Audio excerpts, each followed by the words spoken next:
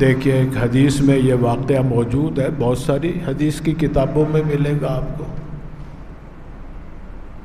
کہ ایک بیٹے نے سرکار دو عالم صلی اللہ علیہ وسلم کی خدمت میں آ کر اپنے باپ کی شکایت کی کہ یا رسول اللہ، میرے والد جو ہیں وہ میرے جیب سے رقم نکال لیتے ہیں میری اجازت کے بغیر، میں جہاں بھی کوئی پیسے رکھتا ہوں اس میں سے پیسے کم نظر آتے ہیں اور میرا باپ نکالتا ہے بغیر اذن کے، بغیر میری رضامندی کے، بغیر میری اجازت کے۔ سرکار دو عالم صلی اللہ علیہ وسلم نے ان کے والد کو بلا لیا، اب باپ بھی موجود ہے، بیٹا بھی موجود ہے۔ اللہ کے نبی پوچھ رہے ہیں باپ سے، کیوں بھائی آپ اپنے بیٹے کے پیسوں میں سے ان کی اجازت کے بغیر ہی نکال لیتے ہو؟ اس باپ نے کہا کہ یا رسول اللہ، یہ میرا بیٹا ہے، مجھ پہ خرچ نہیں کرتا، میری جو حاجت ہوتی ہے، میری جو ضروریات زندگی ہیں اس پہ یہ خرچ نہیں کرتا، نہ مجھے دیتا ہے خود، میں صرف اتنی رقم نکالتا ہوں جس سے میری حاجت، میری ضرورت پوری ہو جائے۔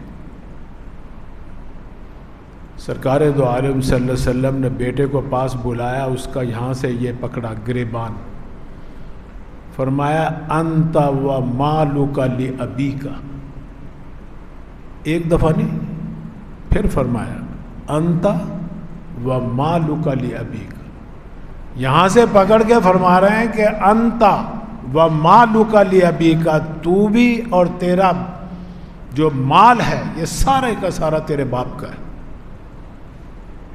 وہ اصلاح فرما رہے ہیں، اس لیے کہ بیٹے کے دل میں باپ سے زیادہ محبت آ گئی پیسے کی۔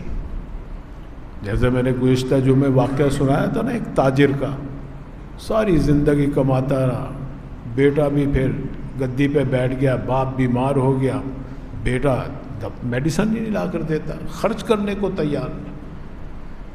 بیٹا حکیم کے پاس جا کے کہتا گارنٹی دو مجھے، اگر یہ اتنے دن زندہ رہے کہ مجھے 5,000 کما کر لا دے، پھر میں 5,000 خرچ کرنے کو تیار ہوں۔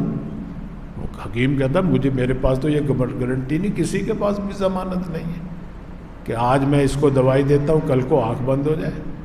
تو بیٹا کیا کہتا ہے؟ کہتا ہے پھر میں پاگل تھوڑا ہی ہوں کہ میں آج 5,000 اس کی دوائی پہ خرچ کروں اور صبح کو اس کی آنکھ بند ہو جائے، میرے تو 5,000 غارت گئے، کون کما کر لا کر دے گا مجھے؟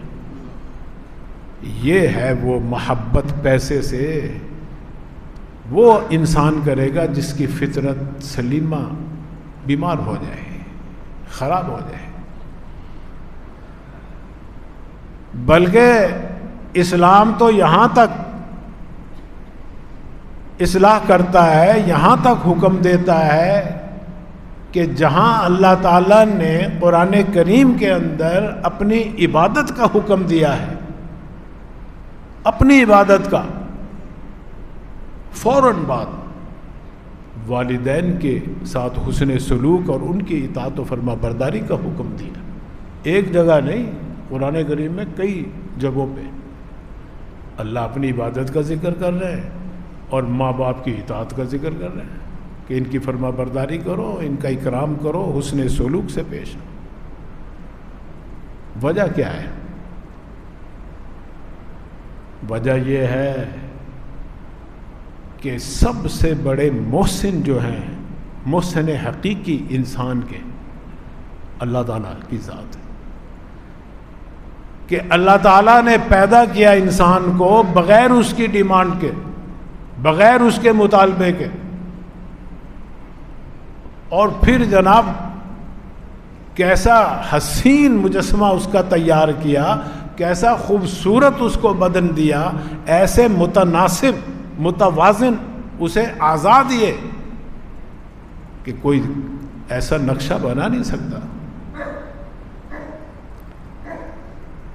فرمایا کہ وَلَقَدْ خَلَقْنَا الْإِنسَانَ مِنْ سُلَالَةٍ مِّن طِينٍ ثُمَّ جَعَلْنَاهُ نُطْفَةً فِي قَرَارٍ مَّكِينٍ ثُمَّ خَلَقْنَا النُّطْفَةَ عَلَقَةً فَخَلَقْنَا الْعَلَقَةَ مُضْغَةً عِظَامًا فَكَسَوْنَا الْعِظَامَ لَحْمًا ثم انشأناه خلقا آخر فتبارك الله احسن الخالقین. کتنا بہترین. آپ تھوڑا سا کان ادھر سے ادھر کرو، دیکھو بدصورت ہو جاؤ گے. ناک کو اپنی جگہ سے ہٹاؤ، دیکھو بدصورت ہو جاؤ گے. اللہ نے تو ایسا نقشہ بنایا. اور خود اللہ تعالیٰ قرآن کریم کے اندر قسم کھا کر فرما رہے ہیں کہ تجھ سے بہتر مجسمہ دنیا میں کہیں نہیں نظر آئے گا. فرمایا گیا وَلَقَدْ خَلَقْنَا الْإِنسَانَ فِي أَحْسَنِ تَقْوِيمٍ. لَقَدْ خَلَقْنَا الْإِنسَانَ فِي أَحْسَنِ تَقْوِيمٍ. بخدا ہم نے انسان کو بہترین مجسمے میں، بہترین ڈھانچے میں، نقشے کے اعتبار سے تیار کیا. تو سب سے بڑا محسن انسان کا اللہ تعالیٰ ہے، جس نے تخلیق کیا، اس کو پیدا کیا. اور بھئی دوسرے بڑے محسن جو ہیں، جو ذریعہ اور وسیلہ بنتے ہیں اس کی تخلیق کا، وہ اس کے والدین ہیں. اس لیے اللہ تعالیٰ نے جہاں اپنا ذکر کیا وہاں والدین کا ذکر کیا. فرمایا کہ وَقَضَىٰ رَبُّكَ أَلَّا تَعْبُدُوا إِلَّا إِيَّاهُ وَبِالْوَالِدَيْنِ إِحْسَانًا. عبادت کرو تو اسی کی، صرف ایک اللہ کی، اسی کی اطاعت فرما برداری. اس کے بعد جو ہے حسن سلوک کرنا یا جس کی اطاعت فرما برداری کرنی دوسرے نمبر پر، وہ تمہارے والدین ہیں. اور بھئی پڑھ کے دیکھو بنی اسرائیل سورت، کیا اللہ نے حکم دیا ہے کہ چھڑکو بھی نہ. اگر کوئی بڑھاپے میں آ جائے نا تم میں سے کوئی ایک، والدین میں سے تمہارے پاس دونوں ہوں یا دونوں میں سے کوئی ایک ہو، وَلَا تَقُلْ لَهُمَا اُف، اف بھی نہ ہو، وَلَا تَنْهَرْهُمَا، چھڑکو بھی نہ ان کو. فرمایا گیا وَقُلْ لَهُمَا قَوْلًا كَرِيمًا. حسن سلوک، نرم گفتار کے ساتھ بات چیت کرو ان سے. ایسے یعنی اللہ تعالیٰ والدین کے بارے میں حکم دے رہے ہیں، اس لیے کہ اللہ کے بعد ہماری تخلیق کا جو ذریعہ اور وسیلہ بنے دنیا کے اندر ماں باپ ہیں. اس لیے ان کے حقوق بھی اللہ نے بڑے رکھے ہیں. دیکھو ایک صحابی حضور صلی اللہ علیہ وسلم کی خدمت میں آئے اور سوال کر رہے ہیں کہ یا رسول اللہ، میرے حسن سلوک کا سب سے زیادہ مخلوق کے اندر کون محتاج ہے؟ کس کے ساتھ میں حسن سلوک زیادہ کروں؟ آپ نے فرمایا تیری ماں، اموں کا. اس نے پھر کہا کہ یا رسول اللہ اس کے بعد؟ فرمایا اموں کا، پھر بھی تیری ماں. تیسری مرتبہ پھر اس نے سوال کیا کہ یا رسول اللہ پھر اس کے بعد کس کا حق ہے؟ فرمایا اموں کا، پھر بھی تیری ماں. چوتھی دفعہ جب پوچھا فرمایا ابو کا، تیرا باپ. تو ماں کا درجہ باپ سے بھی اللہ کے نبی زیادہ فرما رہے ہیں. کیوں؟ تکلیفیں جو زیادہ برداشت کی اس نے.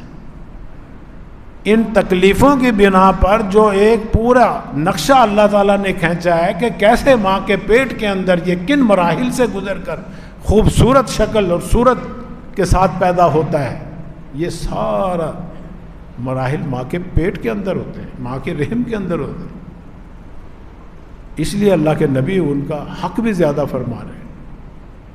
اسی لیے اللہ حکم بھی دے رہے ہیں کہ اس طرح دعا کرو ان کے لیے کہ اللہ جیسے ہم محتاج تھے، کیسے ہماری انہوں نے نشو و نما کی، کیسے پرورش کی، کیسے ہماری بیماریوں کو برداشت کیا، کیسے رات کی نیندیں انہوں نے حرام کی ہمارے لیے، کہ یا اللہ اس طرح جیسے انہوں نے ہمارے اوپر رحم کھایا، اب تو ان پر رحم کھا بڑھاپے کے اندر جب یہ ہمارے محتاج ہیں۔ فرمایا کہ رب ارحمہما کما ربیانی صغیرا، اے میرے پروردگار، یہ اللہ ہمیں تعلیم دے رہے ہیں کہ ماں باپ کے لیے اس طرح دعا کرو کہ جس طرح انہوں نے ہمارے پہ شفقت کی، رحم کھایا، اس طرح یا اللہ تو بھی ان کے اوپر رحم کھا، ان کے ساتھ مہربانی کا معاملہ کر۔ تو میں عرض یہ کر رہا تھا کہ اسلام انسان کی فطرت کی مخالفت کے لیے نہیں آیا، فطرت کی اصلاح کرنے کے لیے آیا۔